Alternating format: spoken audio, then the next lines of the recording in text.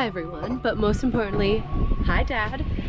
We are at Fort Jefferson on Garden Key here in the dry Tortugas National Park. We have sailed here. This is 70 miles west of Key West. We sailed 202 miles to Key West from St. Petersburg, Florida. We are literally in the middle of the ocean. You are far out there right now. And so we are diving into this Fort Jefferson Garden Key. We came in this way, went around Hospital Key in, curled up and in, choop, choop, choop. And then we are anchored right over here by this harbor light. So, Laine and I are about to embark on a cloudy day tour for you. This is my first and only tour of Fort Jefferson, just for you. So, let's get in the dinghy and let's go. All right, here we go. We got a light, we got our shoes. We went to Fort Jefferson last night, off the dinghy, and realized that it was really uncomfortable without shoes. So, here we go. It is also bird nesting season for these 2 months. And it is absolutely beautiful. Here we go. Down the ladder. Not for the faint of hearted, especially while holding the camera. We unhitch ourselves and we go. All right, so many of you don't know, but my father is a Civil War buff. He loves, and that's you, Dad, Dave Matson. He loves to paint little tiny figures and read books and create historical battles on really big boards. And he has won awards for it and everything. So this is for you, Dad. He has always taken us to Civil War battlefields and forts and historical places our entire lives. And so right now we find ourselves in one, and we went on a tour today. Thank you, Thom, of Freedom Adventures or something like that. But he gave a great tour, so I'm going to give you the annotated Andrea Gaea tour as we go on today. So, congratulations! Oh, they just got married. Those are our friends Swift. We spent the afternoon with them doing a cool boat tour, which you'll see soon too. Really awesome. Okay, so Fort Jefferson is in the middle of the Gulf. You saw that map earlier. This is literally in the middle. It's 70 miles west of Key West, at the very end of the Florida Keys. There's nothing else out here. The only thing that they saw on this island when they first came was sawgrass and some birds. And so, wow. So Ponce de Leon found this island by chance as he was looking for the Fountain of Youth all throughout Florida. He went down the east coast of Florida and then up the west coast, and then just let the Gulf Stream carry him down, and he just literally happened upon these, at his time, 11 islands, now 7 because the sandbars are always shifting and changing. So you can see here, this is Bush Key, and it is, those frigates are fighting right now. Oh my gosh, they've been eating. There are tawny terns, and it's like one of the best mating grounds. There's been people with bird lenses and ornithology stuff all day here. Okay, so this fort is huge. It is the largest brick structure in North America, and it was built by the U.S. pre-Civil War. I think beginning in like 1840 something, probably 1840 something. But they happened upon this because Spain sold Florida and all the keys to the US when it was hard up for cash because it had been spending way too much money trying to find a fountain of youth and exploring the world. And they just weren't doing so great. So like, US, you're like a young country and stuff, do you want to buy this from us? And the US was like, absolutely. Because this, coupled with the Louisiana Purchase that they bought from France, which goes from the Mississippi River all the way up, gave them control to ship all the way from Minnesota down to the Gulf of Mexico via the biggest navigable river called the Mississippi. And the dry Tortugas are positioned at a very important place in the Gulf that allows for the only safe harbor outside Key West for hundreds of miles. If you are crossing the Gulf or moving up into, say, New Orleans, Mobile, Pensacola, Houston, any of the Texan ports, this is where you need to be. And so we are actually anchored in one of these safe havens, and we actually waited a storm out last night, which was pretty cool. So here we are, making land. All the tall ships used to come up here. Had very different docks. Now it's tourist docks and stuff. Anyways, so this bird key, I'm sorry, bush key right here and garden key. The fort is 90% of the entire island. That's wild. Okay, we gotta go while we get this dinghy all set.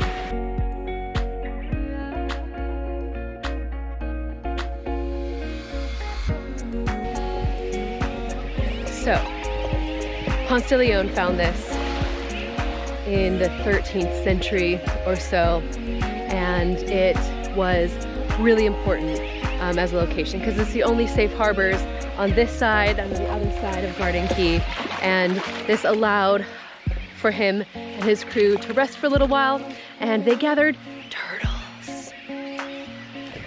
This is the western edge of the largest reef here, the reef system in Florida. Also watch what Laine's gonna do so her feet don't get sandy. I don't know if I can do it now that it's still tied to something. There she goes. Anyhow, oh. Yeah. So, Ponce de Leon, he and his crew were short on supplies. There's no water here, but there were turtles. And so he and his crew harvested turtles from these water. And they actually took them captive on their boat, splashed seawater on them every couple hours as they turned them over, and ate them the whole journey back. Do you believe that? That is very ingenious. And you know what? Honestly, I love turtles, but sometimes you just gotta eat something, you know? Well, here we are.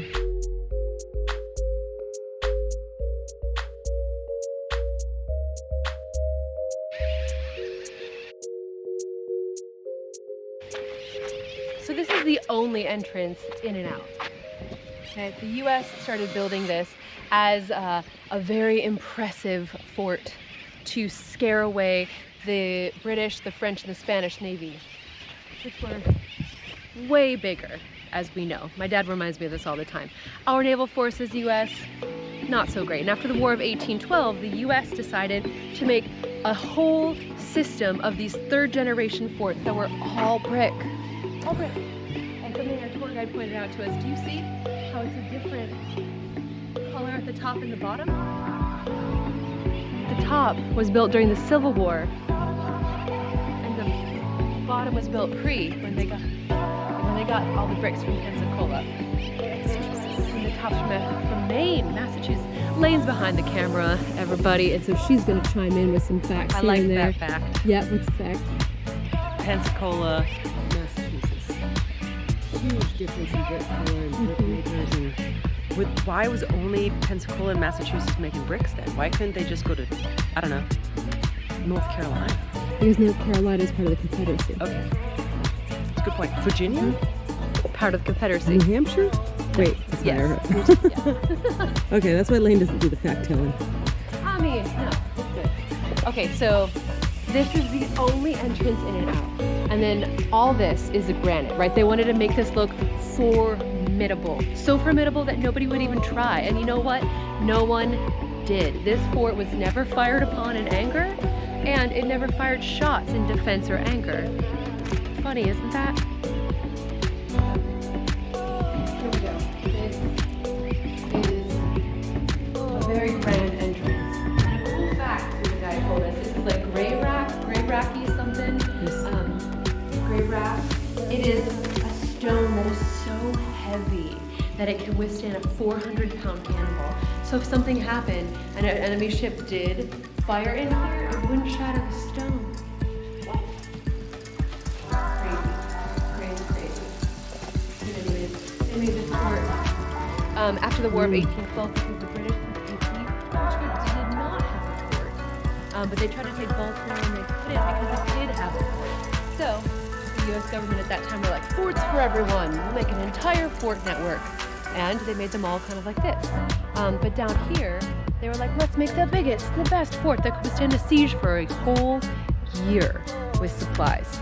Problem, you're on an island with no food and water or fuel or shade. So, turns out, living here absolutely sucked. Why did it suck, Laine? Well, when they first got there, there was only sawgrass. All of these beautiful trees were all by the birds. And they're all different varieties of Different types of trees. They're all just gifts from the birds. There wasn't a lot of shade. Beyond not being a lot of shade, they had problems with their water. There's this dry tortugas because when the Tortuga came, because when they found the island, it was covered in turtles. So they knew that if they came to the Tortugas, they'd be able to pick a bunch of turtles and travel with them to supply subsistence. But when they came here, they could get turtle subsistence, but they couldn't get any water. They did try to fix that with this fort, and it was ingenious what they attempted, which Gaea will probably tell you more about later. The problem is, it's still on an island, so the salt weather and water is gonna get to you. Mm-hmm. So, this fort, right, took years to build. Tons of conscripted men, enslaved persons, but mostly inmates of deserters from the army or prisoners of war were sent here into the middle of nowhere to build this fort by hand. They unloaded all of the bricks, all of the stone, and literally put it together by hand. Wild, isn't it? Up here, this lighthouse, which is kind of falling apart, as they say. Actually, technically, it's not a lighthouse, it's a harbor light, because, like we know now, there are only 2 safe harbors on either side. So this is only being able to be seen for like 3 miles. There's a lighthouse you can see for like 12 to 13 miles, which is on Loggerhead Key over there, which we can see from the top. But this guy was built, this is the second generation of it. The first generation is, I think, over there in that circle patch. Yep.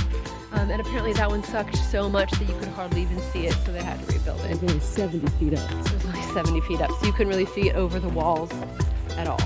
Womp womp. Womp womp. But, I don't know, this fort's really cool. Yeah, this foundation, that's the length of a football field, was added later. What, 100 yards? Is that football? Is that sports ball now? I don't know. It's a football field, and they were going to use it. They wanted to make it 3 stories tall, so all of 4 stories tall. 4 stories tall. So everyone that lived here, because there was at one point 1,200 men that lived here. They wanted to have up to 2,000. And even with the 1,200, they didn't have anywhere for anyone to sleep.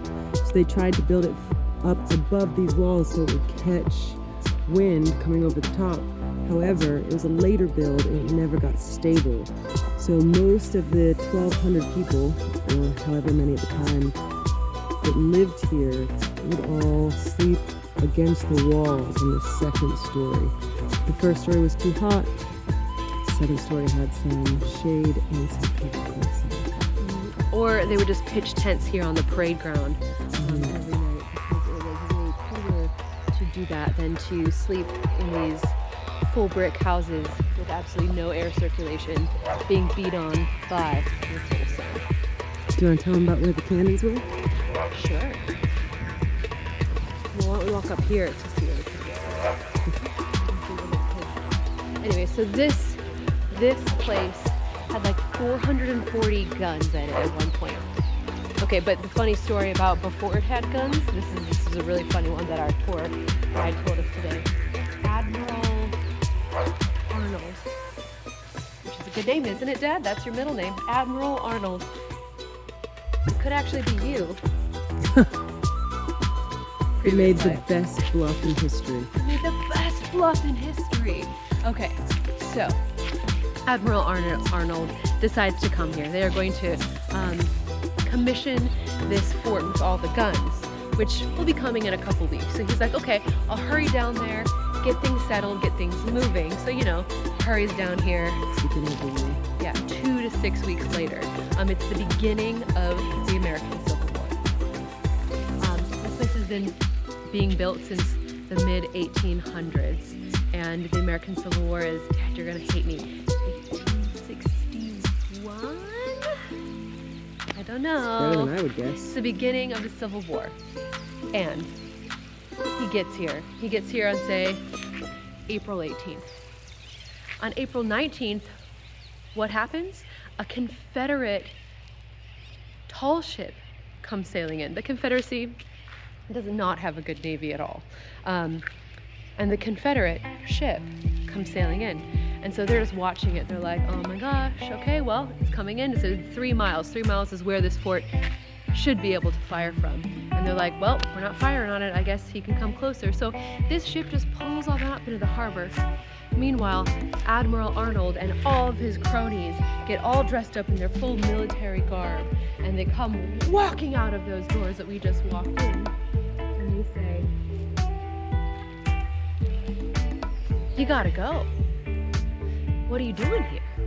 And the Confederate captain says, well, we'd like to take this fort for the Confederacy. Plain and simple, no aggression. It's like, we'd like to take your fort. And Admiral Arnold was like, haha, no. Are you kidding? He's like, I can't believe that we didn't fire on you and blow you out of the water 3 miles out. You are so lucky. Please take this message back to the Confederacy and say, we have been generous. You may not have this fort. Goodbye and thank you. You have 10 minutes to get back on your ship and toss lines. You know what happens? What happens? They leave. They leave. They just leave. They're like, oh yeah, Yeah, this is you're a right. big This scary is a- fort. this This is a hard fort to really take. big fort. Really big fort. And the war had just started. They were like, you're Americans. We don't want to hurt you. Right. But we got here first. Go ahead and head back. Or we'll fire on you, and we'll fire on everyone else that comes. So Right. they leave. Because Florida was part of the Confederacy, but the Keys actually seceded, and Key West actually seceded from the Confederacy as its like own entity. Anyhow, so they leave. You know what the kicker is? 2 weeks. The guns got here 2 weeks later. Best bluff ever.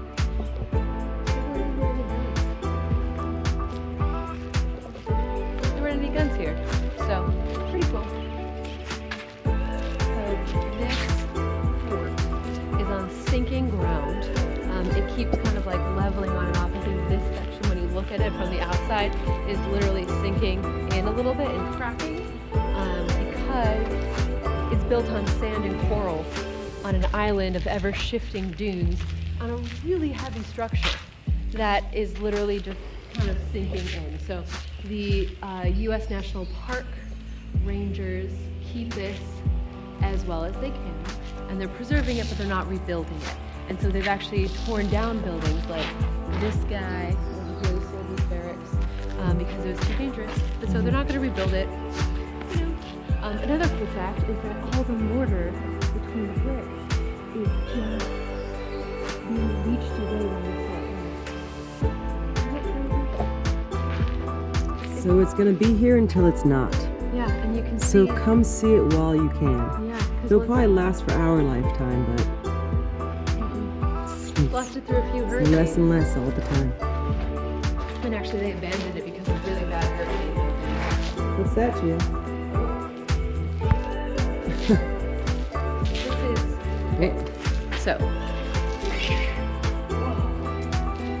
Laine mentioned the cisterns earlier, and so in order to catch rain, they had a really cool system where up top everything was flat. Right, all up top it was flat, and then at the inlets that had sand. Sand and coral to filter out the rainwater, which then came through all of these pillars right here.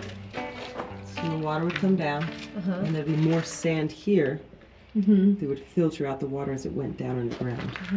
So then the cisterns are underneath here. They had 160 cisterns. 106 cisterns all over, 109, something like that. It was enough to hold like thousands, like 170,000 gallons of water. That's where they would get to it. But the kicker is, because it's not ever shifting sands, all the cisterns, but 6.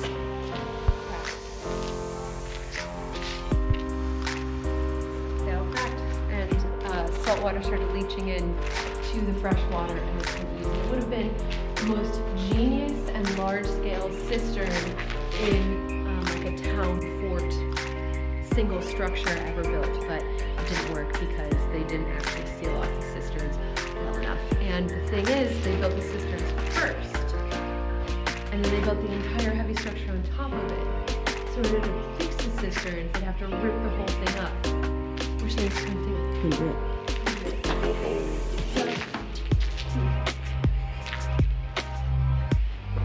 Takes us to the guns. So you might notice there are marks on the floor in big half circles, bolts, half circles.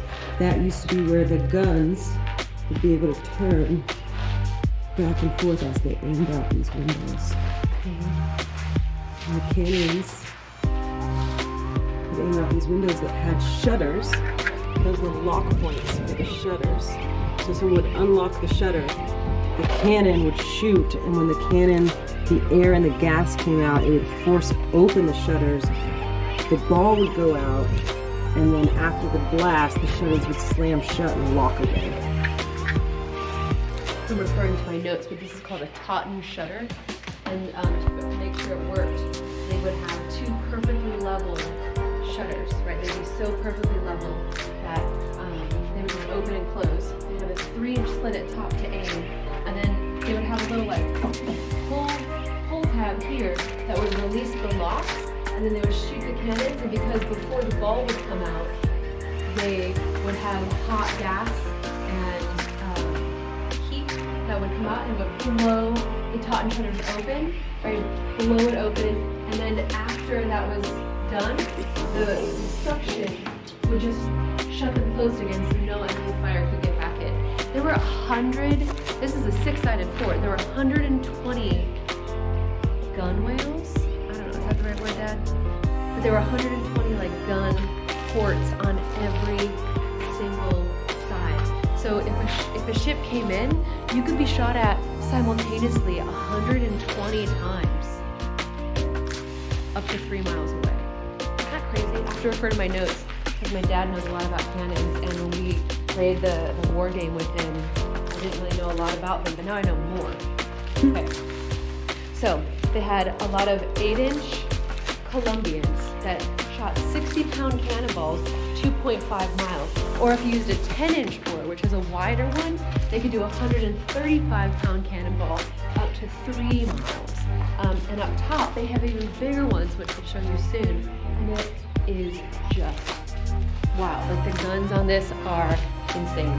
However, the fort was decommissioned in, here's where it gets creepy. The fort was decommissioned in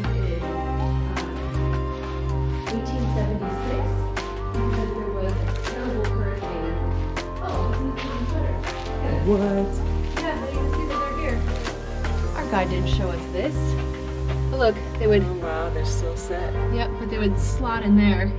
Then you'd pull a lever and they would just go bow bow. Awesome. That's how much you had to aim. Yeah, so you could see the ship. Huh. So cool. Do you want to show them where they held all the gunpowder? Yeah, you want to, I think. I just think this building's really impressive. This is where... Yeah, we'll do it together. This is called the magazine. So this is where they would hold the gunpowder and all the shot. But what's really neat about it is they made the curved building. That way, if a ball came over to hit it, generally it would bounce off instead of going straight in. And if a ball came in and went inside, the blasts would go out of the side and would not hit. And actually, it would like explode up and out rather than damaging the walls of the fort.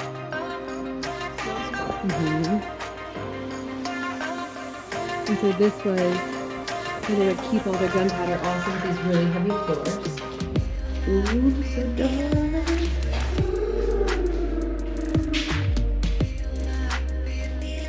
The important thing to do is to keep all the gunpowder.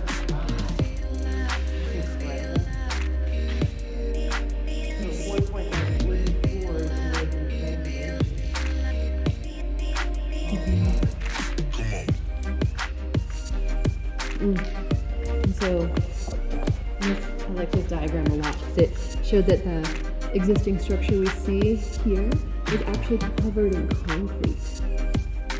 And so that was covered in concrete, and then also a roof over top of it.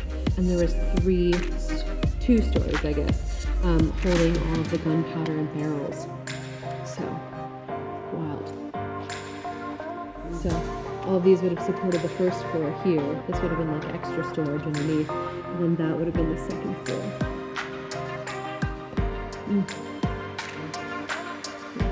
It's really beautiful structures. They hired brick artisans to build most of this. Yes, they hired brick artisans to design most of The this. brick artist was just in the chapel. No, they actually had brick artisans design everything.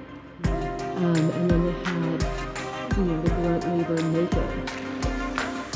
There's a chapel, which is really beautiful, that the brick artisans actually made, I think. Yes. They signed it. There's an old ship. I mean, a boat.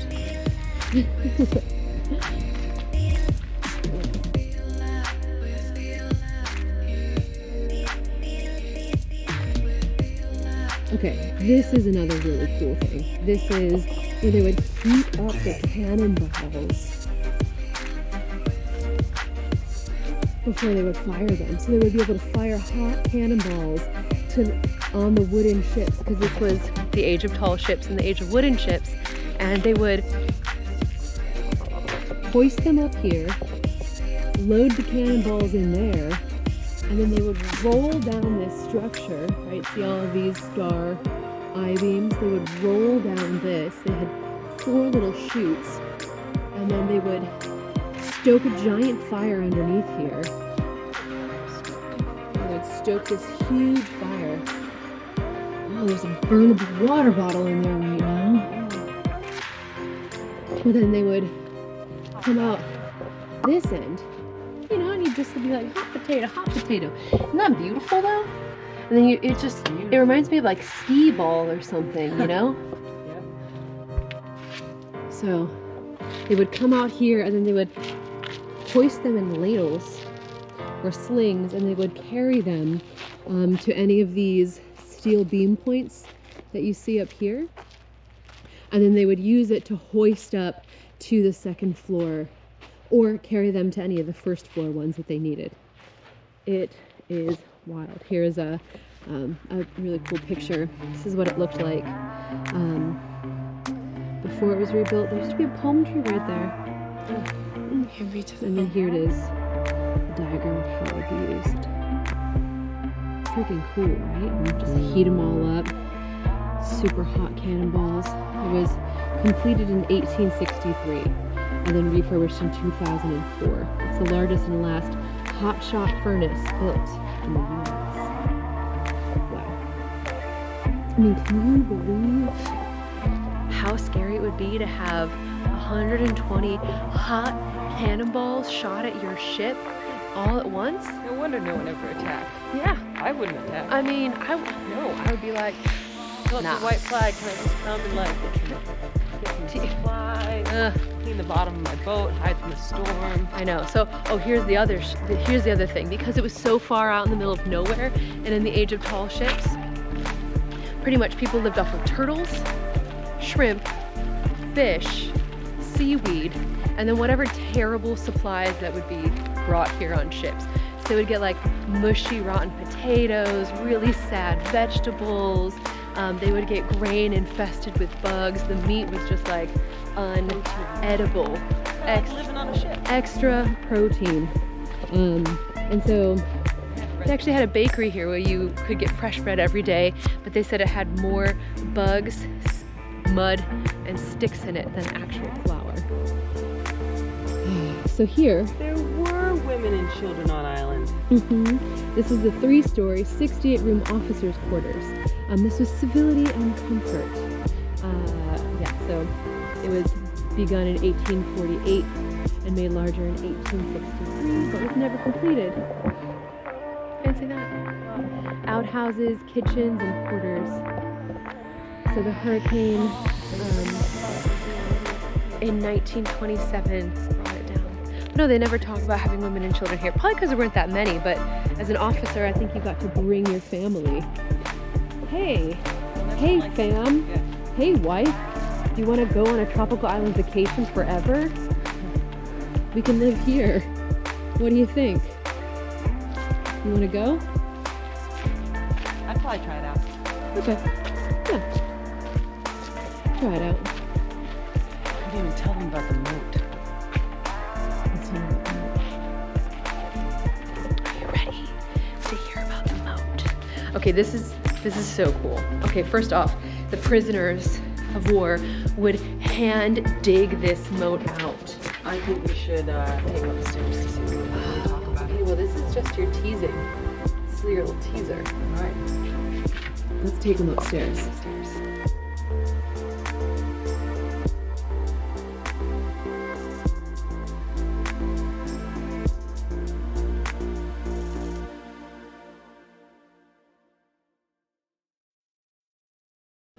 Okay, so you really can't see anything in here, but this is the furnace oven, and this is the bakery.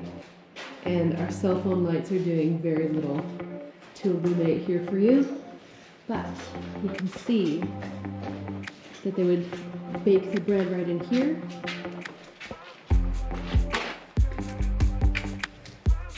Not huge. It goes back probably like 15 feet. And then you just have another one up there. Okay, so it's this whole brick oven built into the fort. It was something that most forts didn't have.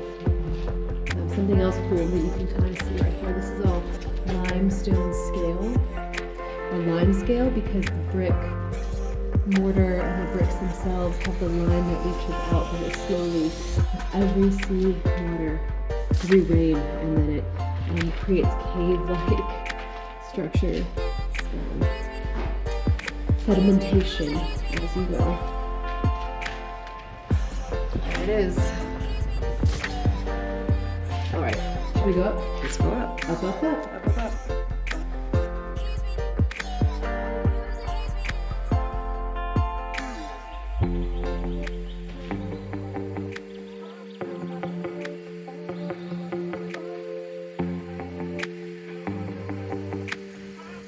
All right, so the moat. The moat. So the moat wasn't just because moats are cool, which they are. It had a lot of different purposes. A, when the waves get really big out there, they didn't want those waves hitting the fort itself because it would wear down the fort. So they put that wall to protect from erosion. Also, they put that wall to deter people from trying to jump over, or boats from trying to ram into the fort. Full with explosives. Yeah. Yeah.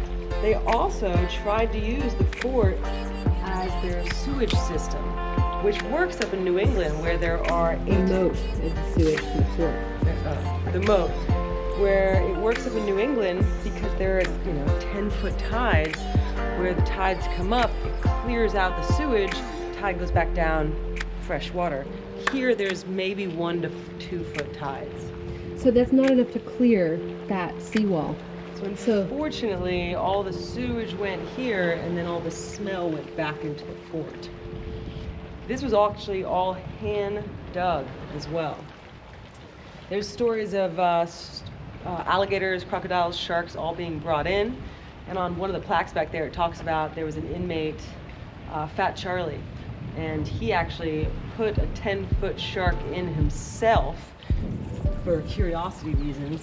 And they said it lasted 2 months living in here before it died. So lots of different uses. Yeah, for a moat. It's actually the only work they're still doing on the fort. They won't do any work on the fort itself because it's historic and they're leaving it alone.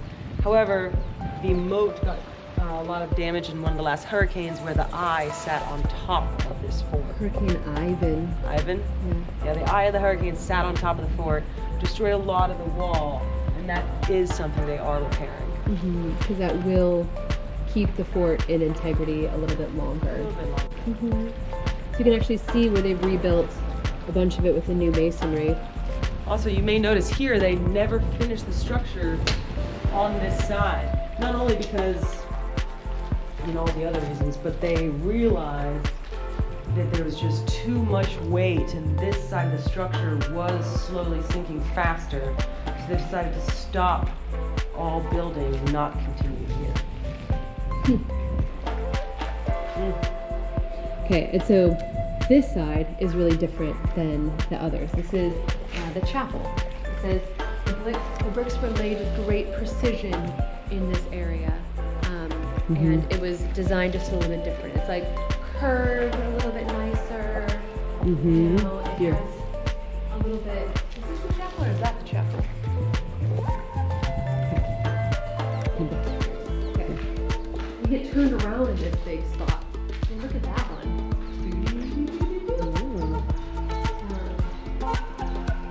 But this was, I think, the only chapel inside of a fort.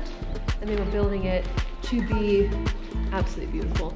And so they, I don't know what you can see, it's just so dark in there. But it slopes in right into the altar wall. And that brick in the very center is actually signed by the mason who came and created this chapel space. Pretty cool. Pretty cool.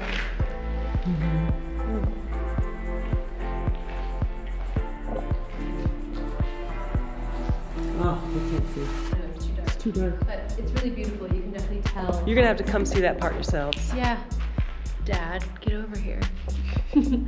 So one of the other pieces of lore that was told to us by our guide Thom in this little area, because my mind works location-wise, is about Dr. Mudd. Dr. Mudd. So John Wilkes Booth and the other 4 conspirators of the Abraham Lincoln assassination were sent here to Fort Jefferson. This was not a cute place to go. But so Dr. Mudd was sent here. He said he had no association with Booth. However, there was a boot that had his name inscribed on the bottom. So they were like, you do know him. And anyway, so he was sent here for life in prison. And so Mudd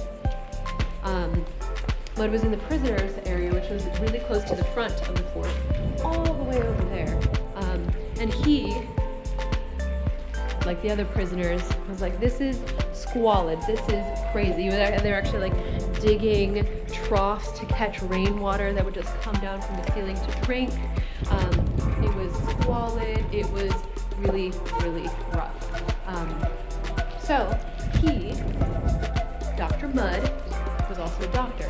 And so as yellow fever in, I think, the 60s or the 70s, probably the 70s, so after Abraham Lincoln was assassinated, he was here for the yellow fever outbreak. Well, they didn't know what yellow fever was. They didn't know it was transmitted by mosquitoes. They had no idea.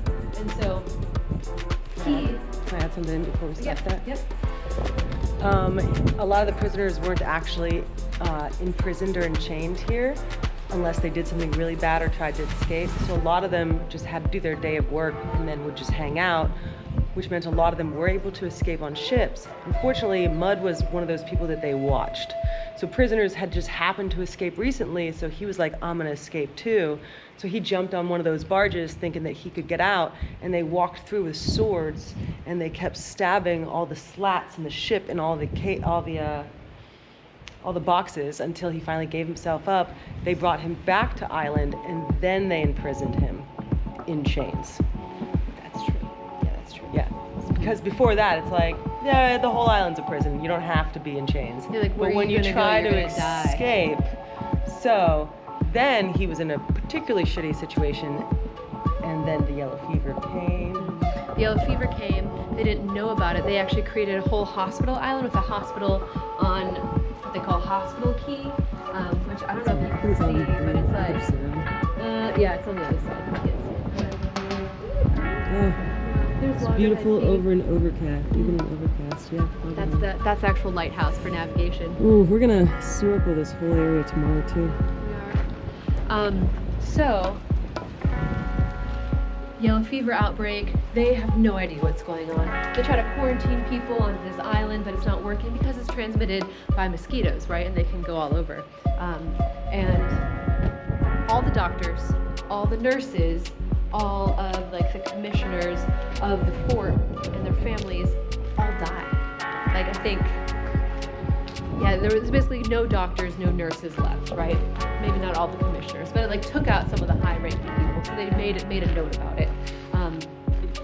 And so Dr. Mudd had to step up and started making all these observations, started using empirical knowledge, and figuring out how and why all these people were dying, and noticed that more people on the first floor were dying than the second floor people, and he basically put it together. And so people use his deductive reasoning over and over still in the future. And the people that he helped petitioned Andrew Johnson, the current president, to give him a full pardon, and he did. His full sentence turned into 4 years here at Fort Jefferson, and then he got to leave. But he had to live his life in isolation because everyone knew who he was, and that's why the saying, "His name is Mud," means you are untrustworthy, or your name is Mud. And I didn't know that before this, but now we know. Now we know why. I actually didn't know who he was before this. What color? I know. What's in here? I don't know. I'm gonna speed us up because it's probably Speed us up and go upstairs.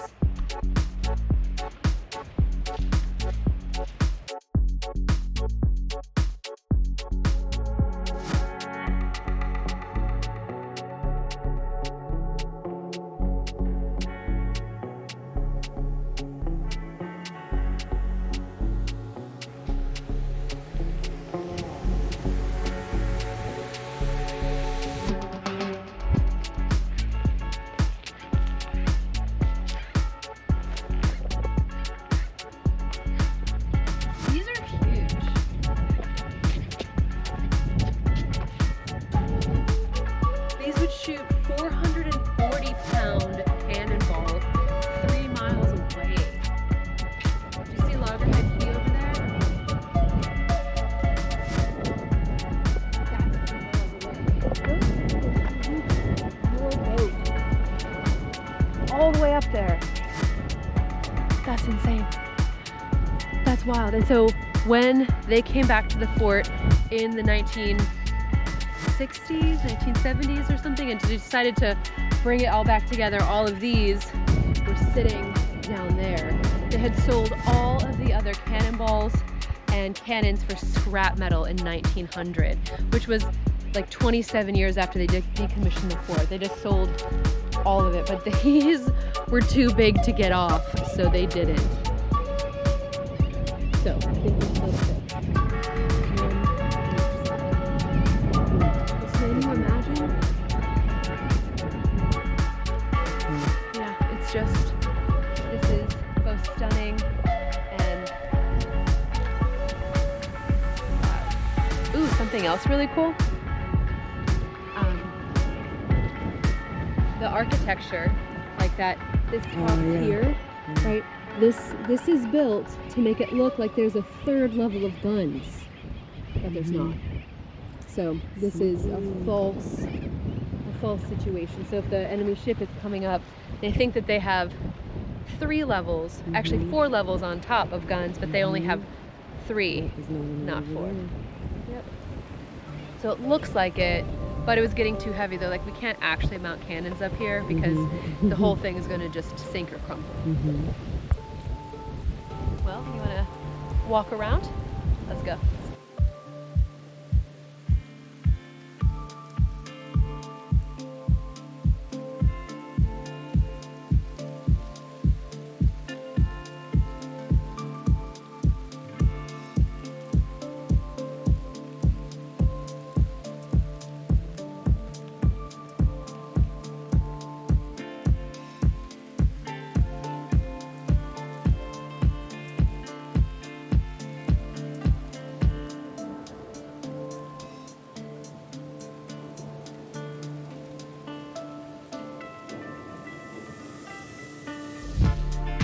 Okay, so we end our tour here with the views of the epic reefs and wrecks of tall ships that Laine and I are going to snorkel over the next few days, and this really big gun. So this has been recreated so we could see what these guys were actually mounted like. And Dad, I want to know more about this because they say that all of this, like the fort was decommissioned in 1873 because it was not like the technology of cannons changed so much that an enemy ship could use smaller cannons to fire farther, faster, and actually just like spiral cut through this whole brick fort in a matter of hours. Rather than they thought that it was impenetrable. And so, however, this was the technology of the time, and this was some of the best technology out here. But so it's on these 2 tracks, so the gun can actually rotate. I want to know, did this use men to rotate this back and forth? You just had to push it. This is why when I play the war games with you, Dad, I'm like, why can't the cannons go faster? And you're like, they're heavy. And I'm like, well, I want to fire them this round. And then you're like, your men need some time to rest. Like you have to haul the cannons around, you have to load them, set up all the shots, set up all the things, and then pack it, and then you can shoot it a few times, and your guys are going to get tired. And now looking at these cannons, granted, you wouldn't really haul something like this across a battlefield, but even something like a 6 of this size with 35-pound cannonballs, like your horses and your men are going to be tired. Like I would be super tired. Like, can you imagine having to just push this?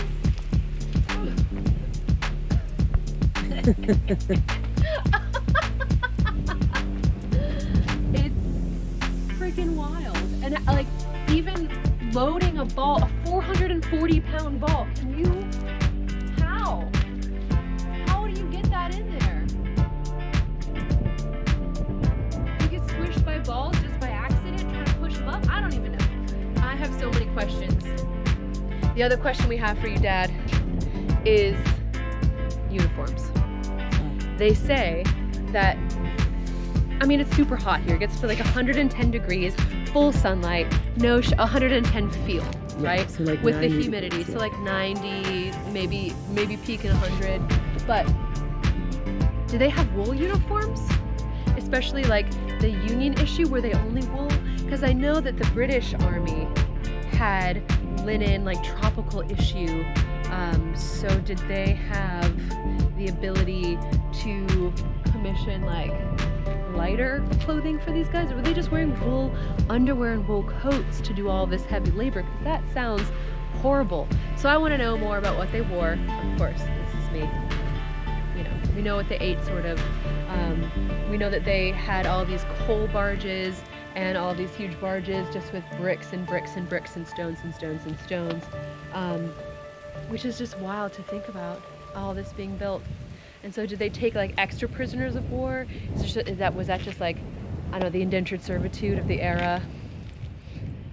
I have questions. I want to know what you know, Dad, about this age of tall ships and Fort Jefferson and any factoids you got. So for now, Laine and I will leave you with a lot of gratitude and the excitement for us snorkeling all of this beautiful area around here. I feel bad that none of them had snorkel masks. Because we're on 250 miles, the longest reef in the U.S. 350 miles. fact check. Let me know. Yes. Don't hold us to any of these facts today. Thanks for watching. Our very first and only tour of Fort Jefferson that we will ever give for you. We'll be here for 4 more days just to snorkel. Yeah, literally. Reefs. And thanks for coming along with us. This is really cool. If you ever have the chance to get out here, do it. You can take a ferry, you can take a seaplane, you can bring your own sailboat. Yeah. So with that, The thanks. ferry comes with lunch. The sailboat also comes with lunch, but we packed it in advance too. Yeah. Anyways, I love you, Dad. Thank you for instilling a lot of appreciation of history in me. It only took her so many years to grow into it. Oh, she said it, I didn't. Really cool. This is a crazy blast from the past and an awesome gem. And we'll come here together next time.